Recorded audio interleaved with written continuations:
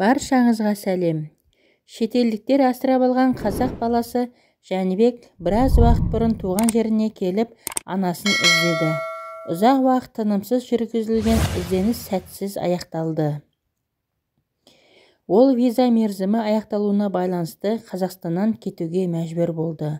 Алайда әлде іздеу жұмыстары қарқынды жүріп жатыр. Танымал тележүргізуші, журналист Қымбат Досжан 1001 түн бағдарламасында Жәнібектің жағдайы туралы тың деректерді айтты, деп хабарлайды Dalanewс.kz. Қазақ тек қан тазалығын сақтайтын халықтың бірі.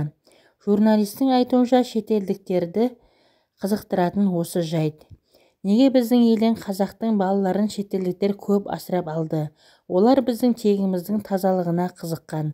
Және қазақтың қыздары, әйелдері балаларын тастаса, ішкендіктен, басқа жолға түскендіктен емес, тұрмыс тауқыметінің өте ауырлығынан тастаған. Сондықтан баланың ағзасы, гені таза деп бізге келген, дейді журналист. Қымбат Досжан Жәнібектің ісінде де түсініксіз тұсы көп екенін жеткізді.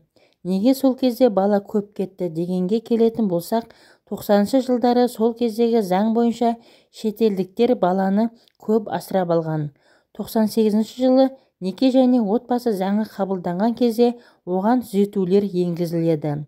Сол кезде соттың шешімімен беріле бастайды. Ал 90-шы жылдардың басында әр әкімдік, Қостанай облыстық дейік, Қызылорда облыстық дейік, облыстық қалалық әкімдіктер өздері шешім шығарып, баланы беріп жібере беретін болған. Ол кезде әлі ЖСН шыққан жоқ, балалардың тізімі, ортақ базасы болған жоқ. 98-ші жылы неке және отбасы заңы қабылданған кезде соттың шешімімен берілсін деген түзету енгізген. Бірақ Жәнібек баламыздың жіберер кезде бір ғана нәрсені айтайын. Биологиялық анасы есімін өтірік жазып кетсе де, ана жерде жоқтығы. Бала ауадан туған бала секілді. Олай болмау керек қой, дейді журналист.